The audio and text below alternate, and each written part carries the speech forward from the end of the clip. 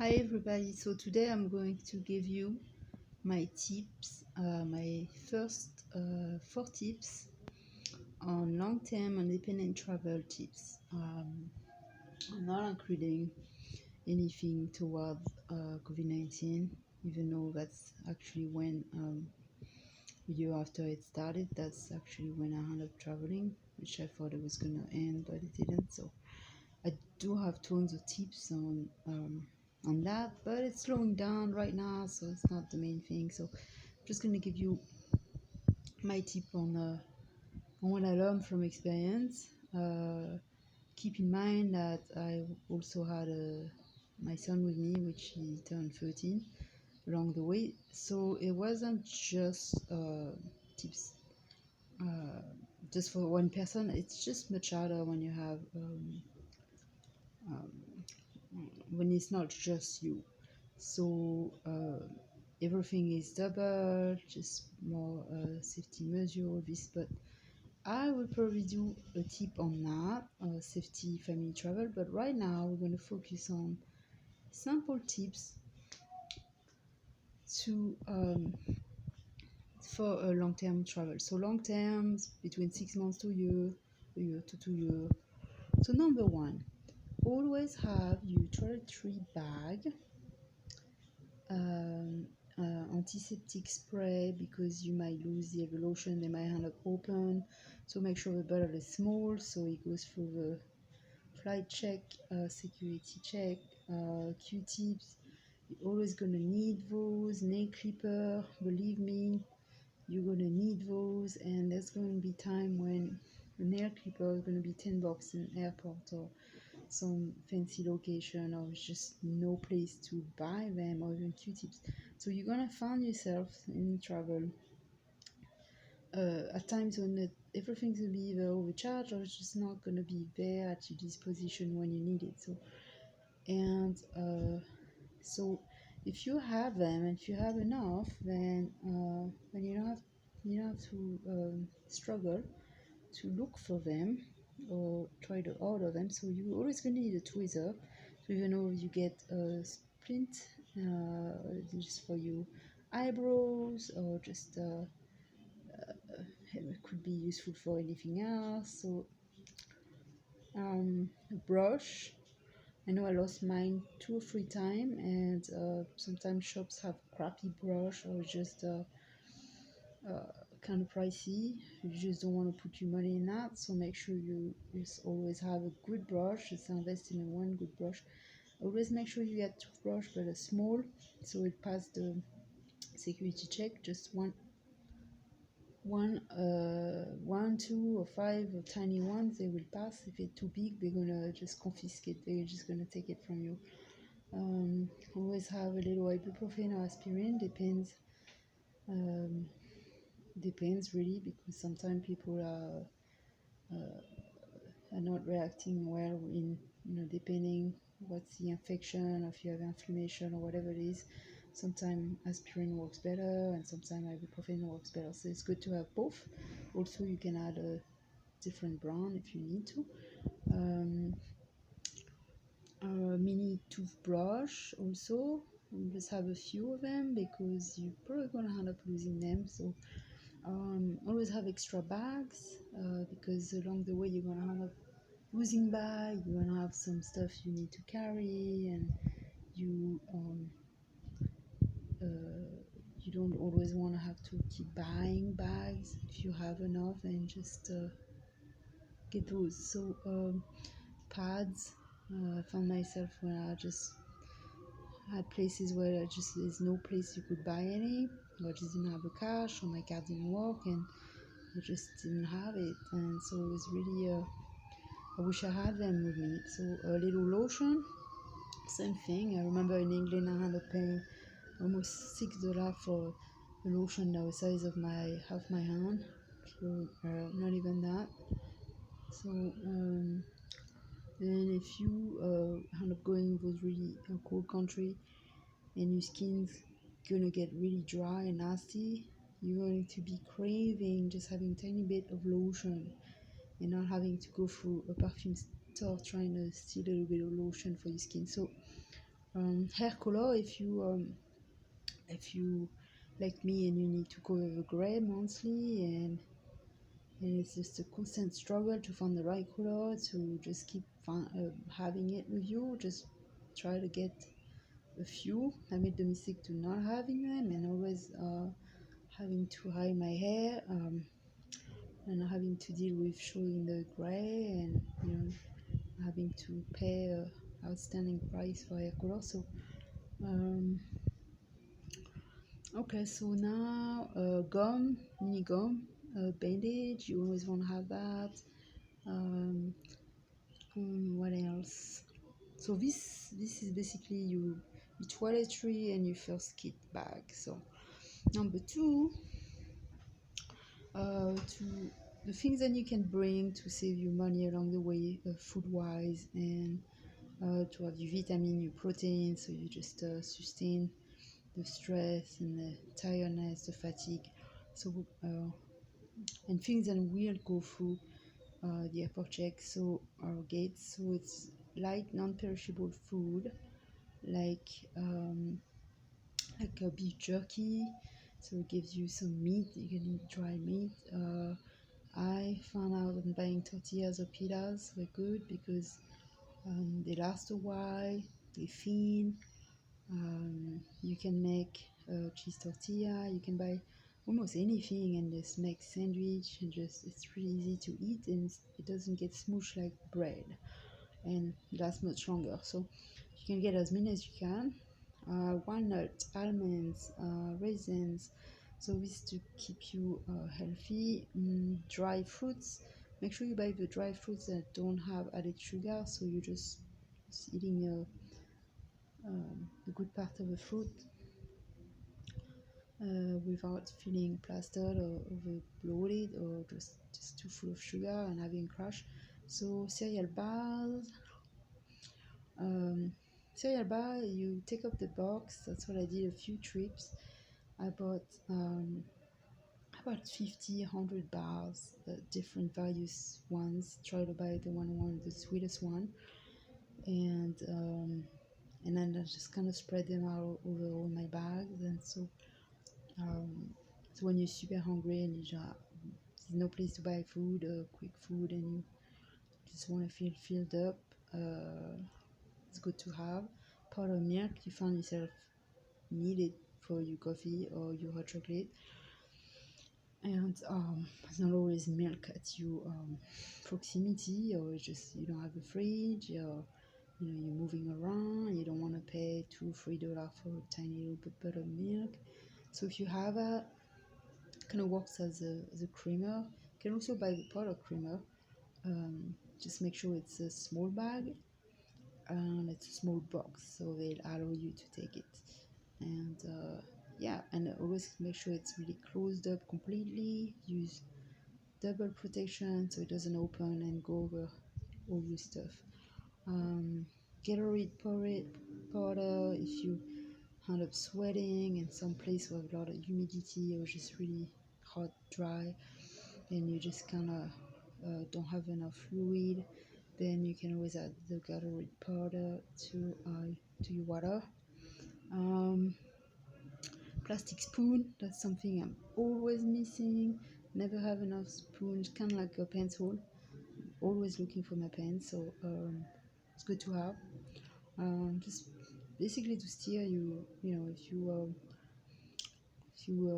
made some soup, like you get some ramen noodles and you just don't have a spoon, or you have mashed potato, you don't have a spoon, that's kind of a dilemma. So anyway, also ramen noodles are something you can buy, but they can take space, so just try to buy as many as you can to fit in your bag, because you can add almost anything on ramen noodles to make a meal. You can add tuna, you can add chicken, you can add eggs, you can add spice, you can add a lot of stuff and still have food. So make sure you always have a plastic bowl too, for your cereal, for your soup, for your meal. So just that one container, then you can rinse and reuse. So um, Where was I? Popcorn bag. It's another one that can cost a lot. In some place where they charge $1 for one bag. So if you buy a box of 12 or 24, there's always going to be places going to have a microwave. So you're going to pay $1, 50 maybe. And basically you pack a popcorn costs you 12 cents. So it's always good to have. Your coffee, if you can get it in a good plastic container or in a bag, just make sure it's secure. Hot chocolate packages good to have too, because they are very expensive in places.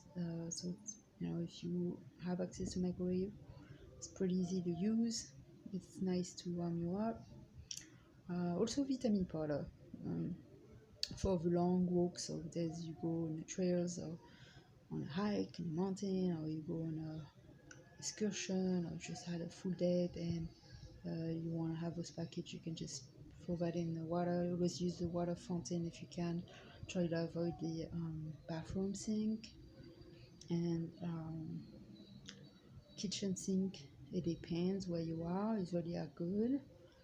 And yeah, a common water fountain in parks and malls and places are fine too. So for things now, I would say always have an extra handbag, because your handbag with all the moving around mine snap 3 times, and at the last minute I had to use like the only cash I had left, and then I struggling. I got to the hotel day like I was short on just what I spent, and then it caused me to have to go get money again, then lose another $8 fee, because when you're not in your country, your fees can go up to $8 to $10 for each time you use the item. So those are little things, but still important. So it's going to happen. So have little size, either the things you put around your waist, or just a tiny little tiny little like a half handbag you can put in your shoulder, or just a light handbag um, with zips. Just something you can have. You can switch if yours look like it's gonna break, because if you're insisting and trying to fix yours. One time I remember one point I had one that it was really strong, but the stripe just were completely destroyed in one side. So I try to put a knot and use something to attach it, to put it back into the metal ring. It lasted a little bit longer, but not very long. And then one day everything fell off, and the bottom was broke too. So I could literally have lost everything over a bag. So mini flashlight, not even the size of the ones you hold in your hand, just a tiny little keychain flashlight that are really strong. Those you don't end up using them often, but when you do need it, if you end up, like let's say you broke a tire, or you're just in the middle of nowhere, you get lost, you're out of gas, your car broke down, a rental, or you just found you lost your way, you're trying to go somewhere, you can't find your way back, your apps don't work, you can go to taxi, you can get Uber because you don't have cash for a taxi, or your app's not working, your phone's dead. It's going to be a lot of episode where you could end up in the dark, not seeing anything, no Wi-Fi, no phone, no this. So even your phone always have a flashlight, but if your phone died, then you'll be lucky you have this light. So small coffee mugs are great to have, but not huge, because huge, not only they can break because the pressure of all the other stuff pushing against it, but they make noise, they fall out, so it's good to have a small size one that doesn't take much space and is convenient. Thin blankets, but that are super warm, so kind of the one they use in shelter, or just like in emergency situation, like hurricane or twister, or like evacuation emergency. things where you use those blankets like super thin but super warm. So those are great because they don't take much space, but in a case and you just went through a storm or something, or you're freezing, it's snowing, and you still haven't found a place, or you've just been in the mall too long, or sitting in a place too long, you just can't stay, you're exhausted, or you spend 2 nights sleeping in the airport. There's going to be time when you're so tired that the cold makes it 5 times what it is, and you'll get yourself really, really sick. So don't be ashamed to use that, even if you're in public, but you're just freezing, you need to warm up. And if you end up having to sit at a bus stop or a train station or airport, then you'll be glad you have those. And believe me, there's places in some hotels that don't even give you blanket, that just have sheets. So also found out there's countries who don't have mats in bathrooms, a lot of them, like here in Costa Rica. It's not a thing to give you towels, toilet paper, or even a bathroom floor mat. They don't have any, so it's at your own risk. If you fall and trip, it's your own risk. So if you have those blanket or tiny little carpet, not carpet, but little thicker blanket too, you can put them in the bathroom. A towel, that's another thing. You might need a towel. They might not provide towels, so there's gonna be time you go to swim. So just have one or two maximum, because it takes a while to dry if you need to be on the go, and you might not have time to dry, and then they stink, and you don't. There's not always a washer and dryer at your commodity. So see, when people are thinking in a term of let's say they haven't traveled in a long time, they always have the convenience of everything around them. They don't think of those little things as like being something hard to find. But when you go to unknown places with different language, um, you don't always know where a laundry machine is. They might not always take cards or like the exact change. They might be closed early. Um, And it might be far, it might be tired, and it might be so far, and they just don't want to do the round trip and wait 2 hours. Or it might just be hostile, where you feel like it's not safe there. It's probably better not to. So some places they just do the laundry for you, but some places they don't even have. A lot of hotels don't have machines, or they don't work. Or sometimes it's gonna be those family who just take the entire thing, the entire machine, and so you never get your shot. So either you spend your whole evening waiting, or you just wait. They just try to find another place. So that does happen. So I found myself for not having laundry done in months sometime. I think a month and a half was the longest, and I remember in Turkey and some other place where I had to wash my clothes. In Portugal also. Portugal was a good place to dry because it's a common thing to dry at the window, and they have things for it. Even in Sarande in Albania, it's a normal thing to dry your clothes outside, and they dry like in 2 hours because it's so hot. So it wasn't weird or anything, uh, but yeah, you gotta start learning to wash your own clothes in the bathtub, basically, in the bathtub or in the sink. Let's see. Envelopes, extra battery, extra chargers. That you're definitely going to need chargers, and power brick. So power brick are great because if you don't have a plug and they fully charge, make sure you can use those, but make sure you don't use them unless you really need them. So they can stay fully charged with 4 bars, and in that case, and you're waiting a long time somewhere, you'll be able to use those to charge your phone. So I also test them out because sometimes they don't always work great. So I would say have 2 or 3 of those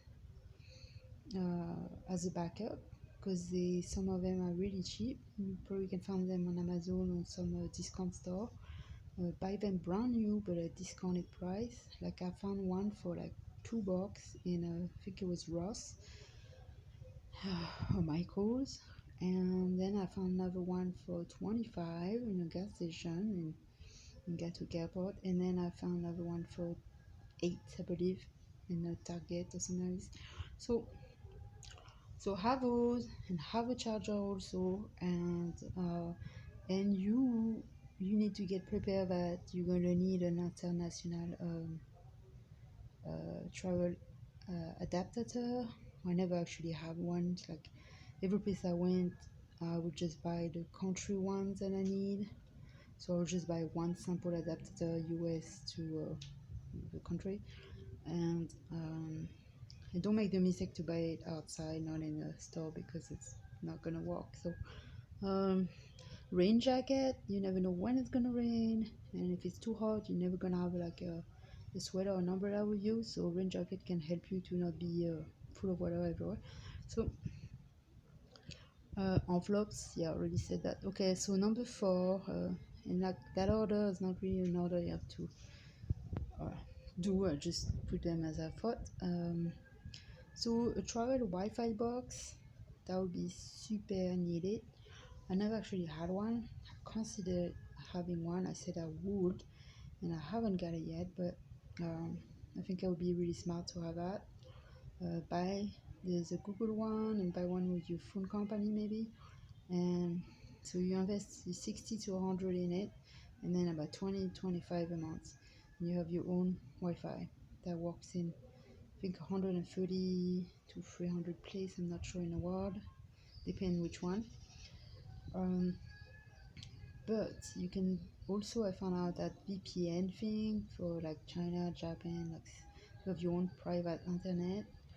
I think you can download an app on that. So if you're willing to pay the price, that might be the easiest way. But I think the box might be better because you can take it with you anywhere and you don't have to have a Wi-Fi around. I think a lock for the door. So this look up in travel blogs what it is. It's not just a regular lock for a locker. It's a lock that you put on the door if you're in a hotel that is not safe or just doesn't have locks. A lot of places they don't have locks on their door, so it's something that you put. There's things you can put under the door, or even things you can put on the handle, and that way it's impossible to get in. You feel more safe. So I think this is definitely something worth getting. That could save your life. So also get your own little lock for in case you end up having, if you are in hostels, which would be a situation if you by yourself, you don't mind sharing, or you have your own room but you have to share the hallways and bathroom and all this, and you have a storage, then you need a regular lock. But I think you're always gonna need to have a small lock, like even if you go to the gym or amusement park.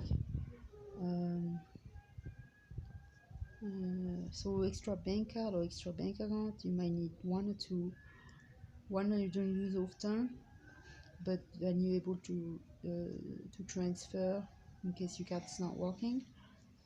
So as just a backup, you want to be able to have it set up with your account to be able to transfer.